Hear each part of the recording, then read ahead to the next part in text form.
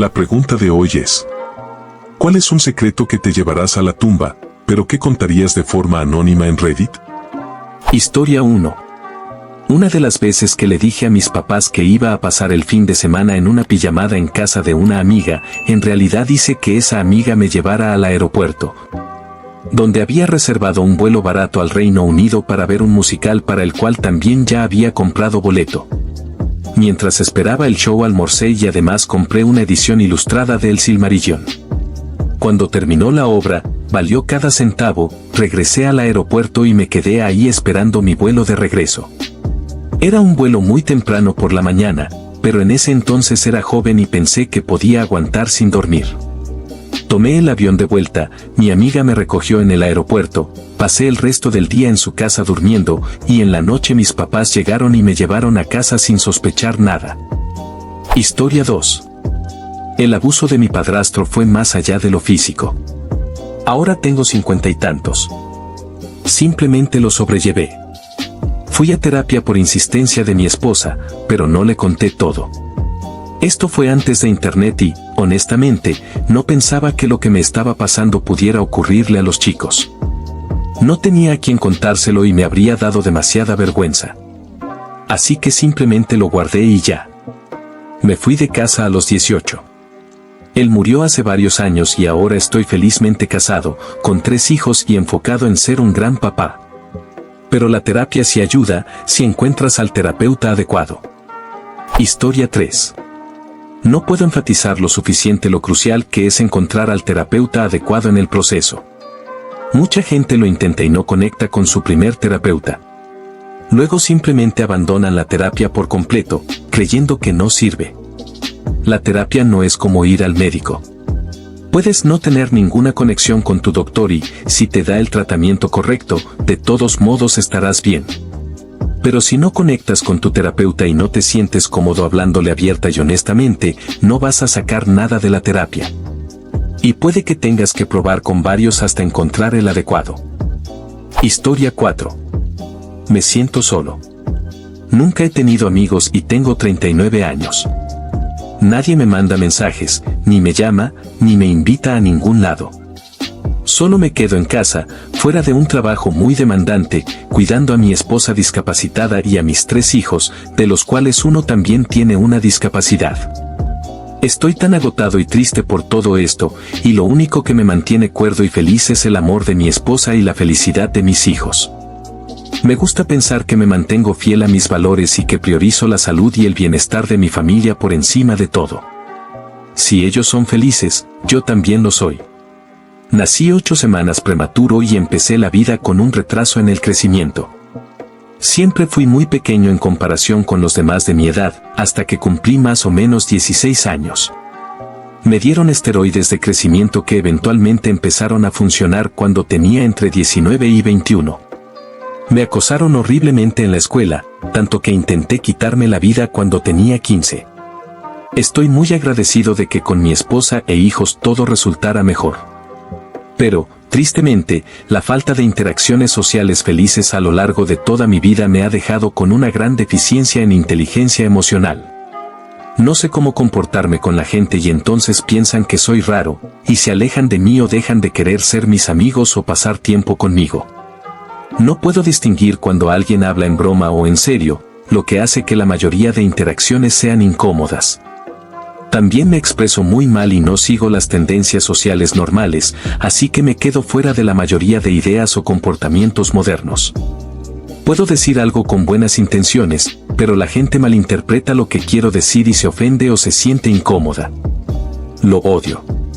Ojalá tuviera más cosas en mi vida que me hicieran feliz tal como soy, en lugar de estar forzándome a encajar en situaciones solo para hacer felices a los demás. Historia 5. Destruye el motor de una camioneta nueva echándole una bolsa de azúcar. Ellos vivían a un par de millas de nosotros, en el campo, pero su hijo y yo tomábamos el mismo autobús escolar. Mi perro solía esperarme parado junto al camino cuando regresaba a casa, esperando a mi hermano y a mí. Era un pitbull mezclado con border collie y era increíblemente dulce. Aunque vivían lejos, no les gustaba que fuera parte pitbull.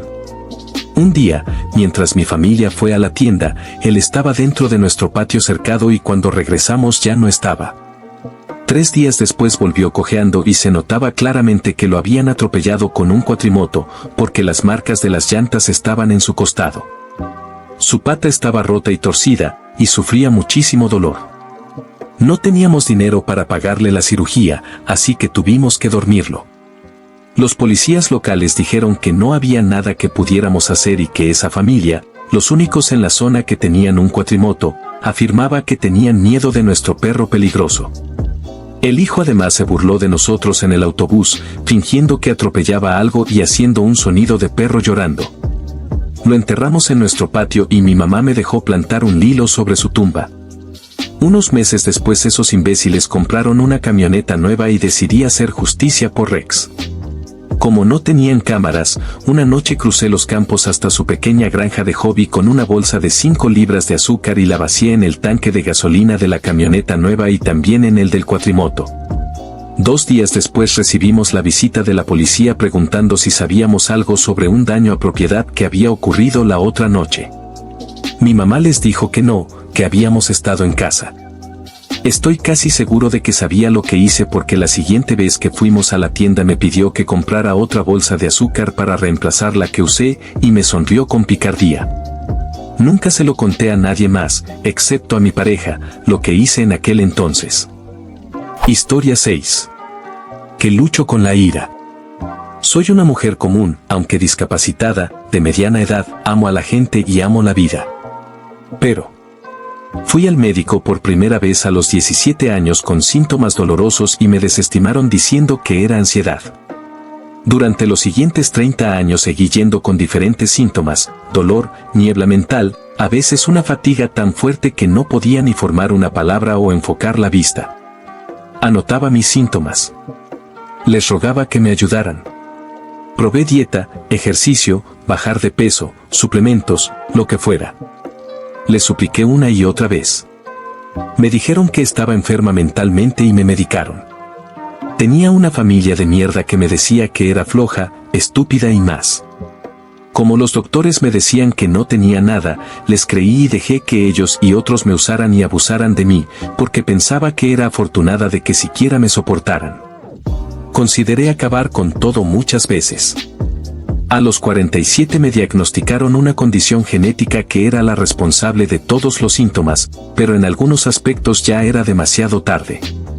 Después de décadas sin tratamiento, ya se había hecho cierto daño y tuve que dejar de trabajar definitivamente a los 50. Soy una persona muy fuerte y estoy decidida a no dejar que eso arruine el resto de mi vida dándole vueltas a lo que pudo haber sido. Pero, la rabia. Si escucho de alguien que recibe una mala o negligente atención médica, no puedo evitarlo, me hierve por dentro como bilis. Supongo que es PTSD, pero no hay ayuda para eso porque, en general, soy feliz y positiva. Así que ahí lo tienes. No hablo de esto porque, según mi experiencia, sería una excusa para volver a tacharme de enferma mental, y eso no va a pasar otra vez. Historia 7. Nunca he tomado de la mano ni besado a alguien de manera romántica, nunca he tenido relaciones en mi vida, obviamente. Principalmente por una timidez extrema causada por una mala imagen de mí mismo, a su vez debido a una condición de piel poco estética. La soledad me llevó a lugares muy oscuros, aunque nunca crucé esa línea, pero lo pienso a diario conforme envejezco. Soy un hombre de 51 años. Historia 8. Fui la última persona que habló con uno de mis amigos antes de que se quitara la vida. Solía llamarme al menos una vez al mes diciéndome que lo iba a hacer. Yo siempre dejaba todo para ir a ayudarlo. Pero empecé a darme cuenta de que siempre me llamaba cuando estaba haciendo algo con otros amigos. Pensé que tal vez solo lo hacía por atención, así que lo puse a prueba. Publiqué en Facebook que iba a jugar gocha con unos amigos, puse algunas publicaciones que solo él podía ver, donde hacía actualizaciones durante el día. Y después de la tercera actualización, me llamó. Le dije que estaba esperando su llamada y que no creía que hablara en serio. Discutimos y le colgué. Un par de semanas después fui al cumpleaños de otro amigo. Habíamos hablado en comentarios de Facebook donde le decía que ya tenía mis boletos de tren y que llegaría a cierta hora. Justo después de bajarme del tren y encontrarme con este amigo, el chico suicida me llamó diciendo que esta vez sí lo iba a hacer de verdad. Le dije que ya no me importaba y que podía hacer lo que quisiera. Una hora más tarde recibí otra llamada de su número, pero era su papá. Su papá lo había encontrado en el baño, muerto. Mucha gente sabe que mi amigo se quitó la vida, pero solo su papá y la policía sabían que yo fui la última persona en hablar con él. Su papá murió el año pasado. Siempre me decía que nunca me culpaba por la muerte de su hijo, pero también admitía que a veces deseaba que su hijo hubiera llamado a alguien más esa noche. Desde que ese amigo murió, otros 3 de mis amigos también se han quitado la vida. El último fue hace 6 semanas. No fui la última persona en hablar con esos 3, pero a veces desearía haberlo sido. Tal vez podría haberlos convencido de no hacerlo. Historia 9. Mi papá se fue antes de que yo naciera, y solo me enteré porque mi hermana revisó las cosas de mi mamá y descubrió que yo había sido medio adoptado por el papá de ella, a quien yo le digo papá. Estaba jugando dosca cuando mi mamá me lo contó y no me importó mucho porque mi mamá seguía siendo mi mamá y el papá de mi hermana había estado divorciado de mi mamá desde que éramos bebés. Así que nunca tuve una figura paterna de todos modos. Pero lo que me mata, y que todavía trato de ignorar, es que cuando tenía 9 años mi mamá me presentó a un amigo para pasar el día conmigo. Ese hombre era tan parecido a mí en todo que fue raro. Me llevó a la tienda de cómics y me habló como a un adulto, explicándome las cosas de una manera madura. Puso canciones de Guardianes de la Galaxia, que recién había salido. Comimos en un parque en Dallas, caminamos y nos divertimos mucho. Me dio un CD con sus canciones favoritas. Ese hombre era mi papá. Y nunca lo volví a ver. Mi mamá me dijo que era él y yo solo hice una broma tonta al respecto, pero por dentro me mata.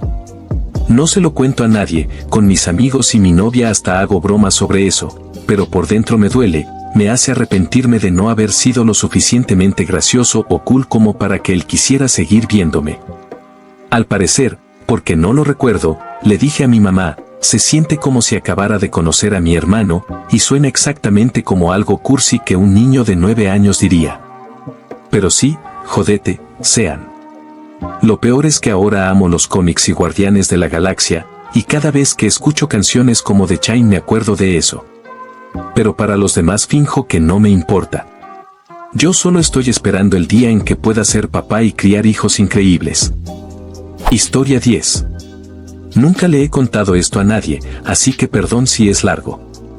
En 2016, durante mi segundo año de universidad, fui violada en una fiesta en los dormitorios por un chico que yo creía que era mi amigo. Acababa de cumplir 19 años y casi no tenía experiencia con el alcohol. Él me emborrachó hasta perder el conocimiento, hizo lo que hizo y me dejó tirada en el bosque que rodeaba el campus. Todo eso me hundió en una depresión tan profunda que dejé de ir a clases o hacer tareas, me despidieron de mi trabajo en el campus. Dejé de comer y dormir con regularidad y eventualmente me expulsaron por reprobar todas mis materias. Tuve que regresar a casa en las vacaciones de invierno y decirle a mi papá que no me permitirían volver el siguiente semestre. Ya había pasado por otras cosas traumáticas de niña, mi mamá era una alcohólica descontrolada y me secuestró a mí y a mi hermana, pero esa es otra historia jaja, así que ya sabía que mi mente tendía a reprimir esas cosas.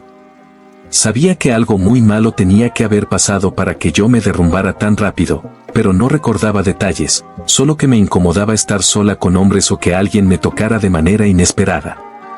Hace un par de años algunos recuerdos de esa noche empezaron a regresar y supe que no podía contárselo a nadie.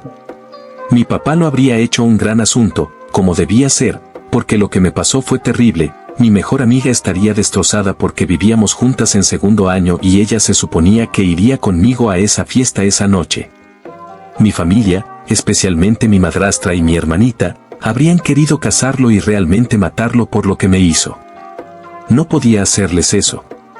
Mi papá murió hace 2 años. Lo único que lamento es no haberle dicho que no fue su culpa que me expulsaran de la escuela, que él hizo lo mejor que pudo para apoyarme cuando volví a casa más rota de lo que me había ido en verano.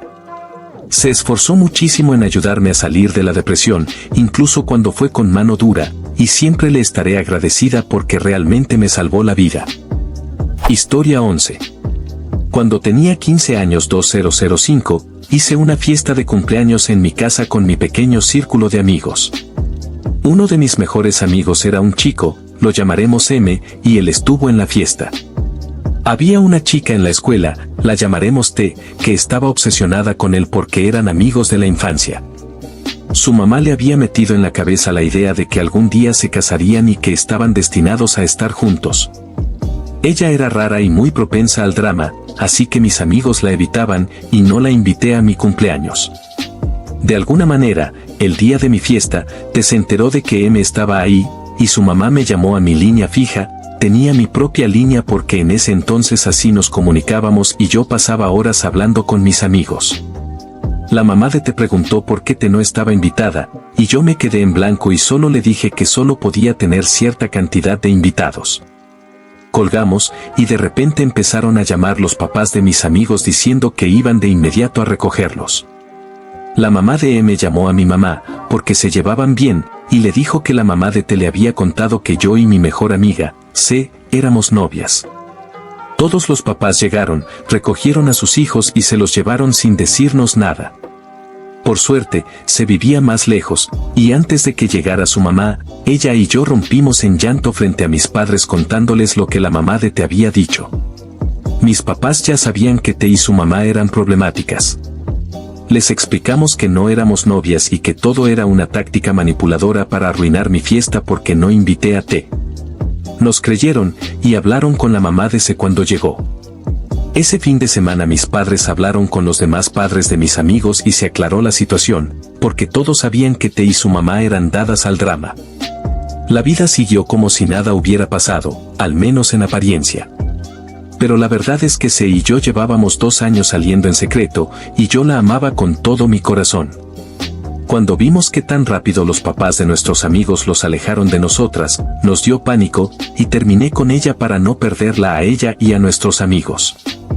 Prometimos no contarlo nunca, pero después de la ruptura fue demasiado difícil seguir siendo amigas y poco a poco nos alejamos. Aún me pregunto dónde estaríamos si no nos hubieran delatado. Historia 12. No sé si alguna vez quise a mi abuela. Ella estuvo increíblemente enferma mentalmente durante toda mi vida, así que nunca llegué a conocer a la persona que fue antes de que eso apareciera. Cuando yo era muy pequeña, mis padres tuvieron que cambiar a visitas supervisadas con ella porque no era seguro que me cuidara sola. Hablar con ella era incómodo. Nunca sabía qué versión de ella me iba a tocar ese día. Me daba regalos todo el tiempo, pero siempre eran muñecas y juguetes infantiles incluso cuando ya casi era adulta. Al final, mis abuelos terminaron dándole dinero a mis papás para que ellos me compraran regalos, porque ella simplemente no podía entender qué cosas me gustarían ya de mayor. Las conversaciones eran torpes. Hacía comentarios extraños en público. Mis amigos me preguntaban si ya la habían conocido y yo respondía, no, lo sabrías porque me habría disculpado. Estaba enferma todo el tiempo. Una vez la vi levantarse e irse de una de mis obras justo antes de que yo saliera al escenario. Casi nunca llegaba al intermedio. Cuando tenía 13 años entró a un hospital psiquiátrico. No se lo conté a nadie. Nunca mejoró. Nunca me preguntaba sobre mi vida, mis padres tenían que recordarle hacerlo. Después se enfermó de verdad y se volvió más difícil verla. Su salud mental estaba peor. Siempre teníamos las mismas conversaciones. Ella se fue apagando y yo empecé a negarme a visitarla durante meses. Mis padres iban y yo no. No me arrepiento. La vi un par de veces antes de que muriera. Cuando me enteré de que murió, no creo haber sentido tristeza. Solo sentí alivio. No le conté a mis amigos cuando falleció porque no sabía cómo explicar que no estaba triste por eso. Nunca conocí a la persona que ella era. No podía sentir tristeza por alguien que nunca conocí. Llevo puesto todos los días un collar que me dio. Está feo, manchado y muy deteriorado. Pero es de las pocas cosas que me regaló que realmente me gustaron. Tengo miedo de que algún día yo termine como ella. Historia 13. Tuve 3 abortos espontáneos antes de que finalmente naciera mi hija. Desde que tenía solo 16 años, mi abuela me preguntaba cuándo iba a empezar a tener hijos. Al principio yo le decía, después de cumplir 18 y graduarme de la preparatoria. Pero ella no lo entendía, yo tuve hijos a los 16, tu tía también, tu prima también, ¿por qué esperar? Para cuando tenía 21 años, ya había tenido un aborto espontáneo. Pero como nadie en mi familia había tenido problemas de fertilidad y se esperaba que yo ya estuviera teniendo hijos, no sabía cómo mencionarlo. Mi familia podía ser verbalmente muy cruel. Tuve otro aborto a los 27. Llamé a mi papá para contárselo, pero se desvió hablando de una prima mía que estaba embarazada otra vez y sin casarse. Yo tampoco estaba casada y no necesitaba que me gritaran. Perdí al bebé un mes después de todos modos. El tercer aborto, temprano, ocurrió justo antes de quedar embarazada de mi hija Arcoíris. Nunca pensé que sucedería. O no podía embarazarme, o cuando lo lograba, no podía mantener el embarazo hasta que fuera viable. Me han criticado por esperar tanto, por no tener hijos cuando era más joven. Desde los 8 años yo ya quería tener hijos. Sabía entonces que quería ser mamá. Me tomó 18 años de intentarlo y fracasar. Ahora mi hija tiene 9 años y es absolutamente perfecta, valió la pena la espera, pero ojalá mi familia pudiera entenderlo. Sé que no pueden o no quieren, así que no veo el sentido de contárselos. Historia 14. Una vez, en la preparatoria, desperté descalzo mientras iba en una bicicleta que nunca antes había visto. Así empezó mi día. La noche anterior había estado de fiesta en la playa con 2 amigos, tomando cervezas, solo como 4, en ningún momento terminé borracho, y perdimos el último camión, así que nos quedamos a dormir en la playa. Entonces, a la mañana siguiente, de pronto recobro la conciencia y estoy andando en esta bicicleta. La pedaleé unas 10 cuadras hacia el centro y me senté en una banca frente a un diner 24 horas de nuestro pequeño pueblo. Eran como las 8 de la mañana. Me quedé sentado mirando la bicicleta por unos 10 minutos preguntándome qué demonios pasaba. Era una bici rara. Ligera, delgada, con esos pedales para zapatos de clip. Volví a subirme, regresé al lugar donde había dormido, recogí mis calcetines, zapatos y mochila, y tomé el camión a mi barrio, con la bicicleta. Al final del día simplemente la dejé en la esquina de mi calle, recargada en un poste de luz.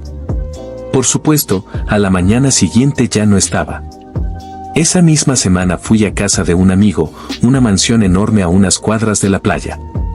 Para dar contexto, yo iba a una preparatoria de gente rica, en un pueblo súper adinerado donde mis abuelos habían comprado su primera casa en el sur de California, donde después crecieron mis papás y luego yo.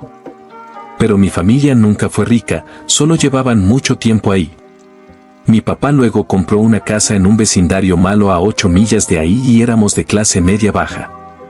Así que voy a casa de este amigo donde todos solían reunirse, prácticamente una mansión, y uno de mis amigos de siempre, que estaba jugando Unreal Tournament, me dice, oye, ¿tú entraste al patio trasero en la mañana hace unos días y te llevaste mi bicicleta de carreras? Era una bicicleta de $700. Nel. Estos chicos eran ridículamente ricos. No se preocupaban por nada. Yo batallaba para juntar $20 para yerba. Nunca hubiera podido pagarles ni quitarme la extraña vergüenza del asunto, así que mi respuesta tajante fue, Nel. Después de un par de preguntas, lo dejaron pasar. Siempre entraban y salían docenas de amigos, y muchos más sabían que podían meterse al patio sin problema. Nunca voy a entender cómo fue que desperté en la playa y empecé a caminar. Trepé un muro de rocas hasta la banqueta. Caminé descalzo 3 cuadras. Entré a un patio que conocía y agarré una bicicleta que no conocía. Y seguí pedaleando varias cuadras más. Todo esto básicamente sonámbulo. Lo pienso todo el tiempo. Historia 15. No es exactamente un secreto que me llevaré a la tumba porque ya le conté esta historia a mi esposa, por una razón muy relevante, pero siento que merece estar aquí. Hace 8 años conocí a una chica tímida y dulce en la fiesta de cumpleaños de un amigo en común. Noté que estaba sentada sola a un lado, con aspecto un poco melancólico. En cuanto la vi, sentí una atracción muy fuerte hacia ella que no puedo explicar. En esa época yo también era bastante introvertido, sobre todo con las mujeres, y apenas estaba aprendiendo a tener más confianza en mí mismo. Pero de manera poco habitual en mí decidí ir a sentarme junto a ella y presentarme.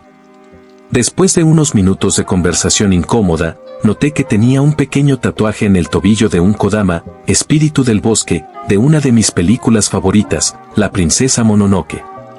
Le hice un cumplido sobre el tatuaje y su cara se iluminó de inmediato. A partir de ahí, nos pusimos a charlar sin parar sobre la princesa Mononoke y otras cosas frikis que nos gustaban durante los siguientes 30 minutos. Amistad instantánea. Seguimos en contacto por mensajes a lo largo de los años, y a veces nos cruzábamos en fiestas o reuniones de amigos en común. Ver cómo se iluminaba su cara cuando me veía era lo mejor de mi mundo. De vez en cuando, en nuestras conversaciones por mensaje, coqueteábamos con la idea de juntarnos algún día, pero nunca llegaba a pasar. Con el tiempo, terminé en una relación con otra persona. Al principio era una relación poliamorosa, ella me introdujo en ese mundo, pero poco a poco se volvió una codependencia tóxica, posesiva, monógama y alimentada por varios problemas de salud mental graves. Una noche, hace 4 años, estaba en casa con mi entonces novia, revisando Facebook. Me encontré con una publicación de mi amiga y, al leerla, el corazón se me hundió. Era un post inusual pidiendo que alguien fuera a hacerle compañía, y lo reconocí de inmediato, era un llamado de auxilio. Quise escribirle al instante y ofrecerme a ir, porque tenía un muy mal presentimiento.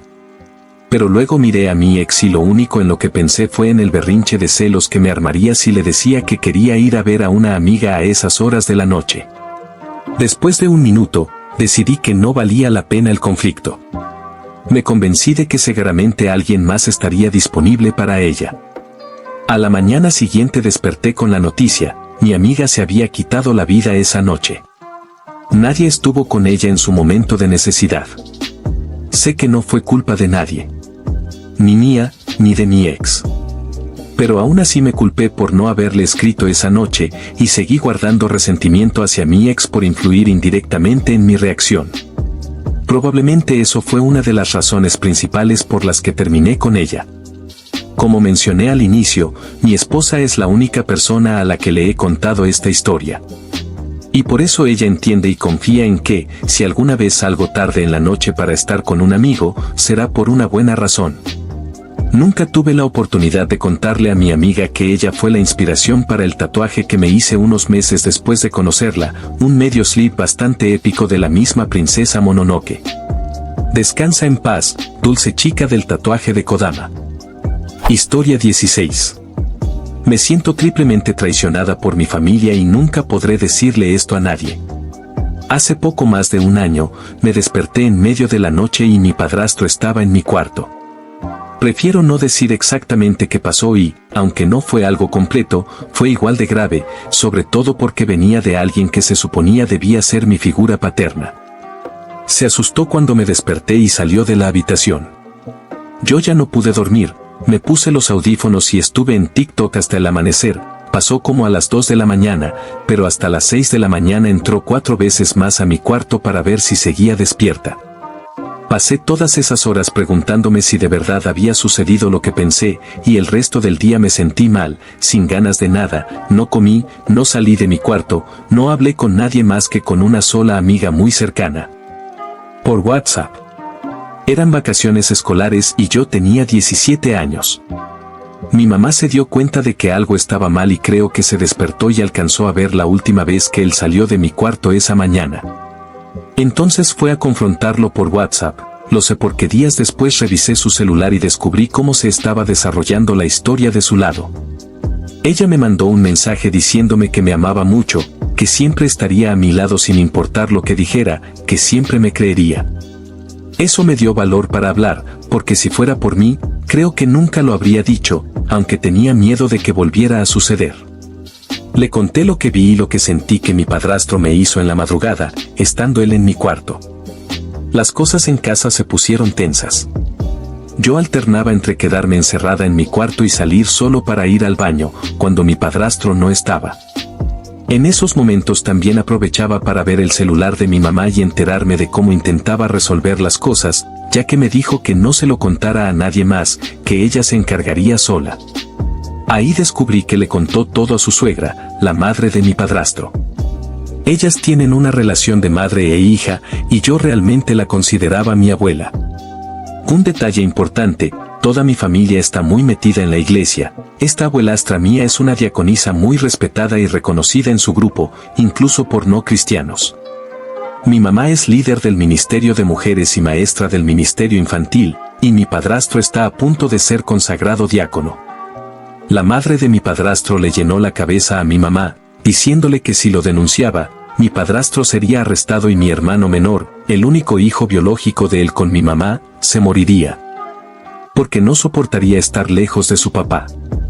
Mi mamá, probablemente demasiado frágil en ese momento y tomando en cuenta lo importante que era su suegra para ella, no lo denunció ni me dejó denunciarlo. Perdón si me enredé, lo escribí nerviosa porque odio recordarlo, pero necesitaba sacarlo de mi pecho. Historia 17. Hace varios años, fui producto de un campamento de entrenamiento terrorista aquí mismo en Estados Unidos. Yo era adolescente y mi padre era un miembro respetado del consejo de administración de un centro religioso. La fachada del grupo era un campamento de verano de fe. Mi padre había sido contratado en el consejo de administración hacía menos de un año, así que no conocía todos los detalles del campamento ni su verdadero enfoque. Lo promocionaban como una experiencia de mano dura para jóvenes problemáticos. Tras un viaje de 3 horas en auto hacia las montañas, llegamos. Mi papá se quedó como 1 hora para asegurarse de que todo estuviera bien. En cuanto se fue, los adultos e instructores se volvieron agresivos con nosotros. Nos obligaban a permanecer de pie y recitar escrituras religiosas en formación durante horas. Un instructor particularmente cruel tenía un bastón con una punta de metal que usaba para golpear a los chicos que fallaban al recitar o se cansaban de estar de pie. Había marchas forzadas, peleas físicas para demostrar espíritu y hasta se promovía robar pertenencias o comida a los demás. Solo los más fuertes serán dignos ante Dios. Hacían entrenamientos cronometrados y peleas simuladas entre los jóvenes. Los más lentos no podían comer en la siguiente comida del día. Varios de nosotros terminamos con heridas que requirieron puntos o vendajes por huesos rotos. Los adultos dormían en una cabaña separada de los jóvenes, no había supervisión por las noches, y eso resultaba en chicos saliendo de sus cabañas para acosar o pelear con otros. Yo no dormí más de 2 horas en un día. Los adultos repetían que solo necesitas 3 horas para descansar por completo. A veces, los adultos daban escarmientos a los chicos que desobedecían o no mejoraban respecto al día anterior. Las palizas públicas durante el día y las remociones nocturnas de las cabañas para supuestas mejoras emocionales eran regulares, sumando al caos de todo eso. Se escuchaban llantos y gritos de niños a todas horas de la noche. El mensaje general de los instructores era: tu sacrificio a Dios valdrá la pena, pero debemos volvernos lo más fuertes posibles antes de que llegue la tarea que se te asignará. El penúltimo día nos dieron una prueba final: pasar toda la noche afuera y regresar enteros al amanecer. Era un bosque montañoso lleno de animales peligrosos. Nos dieron una bolsa con una linterna, 2 barras de chocolate, una botella de agua y un cuchillo. En la última comida de la tarde, nos alinearon con esos suministros y nos soltaron en el bosque, diciendo con sarcasmo buena suerte, mientras nos golpeaban y gritaban para obligarnos a correr lejos del campamento. Al caer la noche, muchos de los chicos recurrieron a la violencia, atacando a otros para robar sus provisiones y sometiendo a los más débiles. Yo mismo tuve que pelear con un niño más pequeño, y terminé golpeándolo en la cabeza con una piedra mediana, dejándolo inconsciente. Corrí y me trepé a un árbol, donde pasé la noche más traumática de mi vida. No dormí. Varios chicos intentaron hostigarme tirándome piedras e insultándome, pero me aferré a la parte más alta del árbol y me quedé ahí durante más de 7 horas de oscuridad. Usé mi linterna una sola vez al inicio de la noche y nunca más, por miedo a que me encontraran. Al amanecer salí del bosque, y los adultos de inmediato nos formaron otra vez para rezos y ejercicios físicos. Esa noche tampoco dormí, porque ya estaba demasiado paranoico de la violencia de los demás. 2 días después de la prueba final, mi papá llegó temprano al campamento para recogerme. Estaba furioso cuando se enteró de lo que realmente hacían ahí. El trayecto en auto de regreso nunca lo olvidaré, él no dijo una palabra, yo tampoco.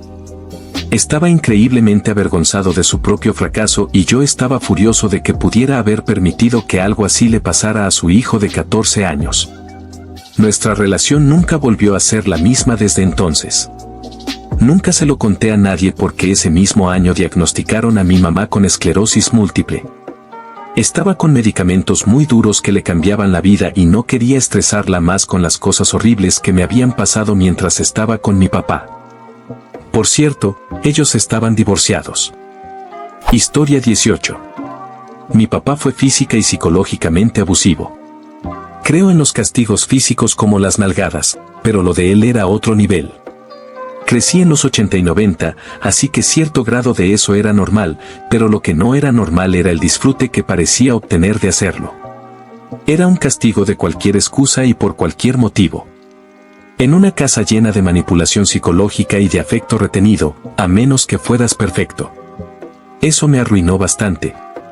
Tanto que sigo en terapia en mis 40s. Mis reacciones han llegado a tal punto que no soporto mirarlo.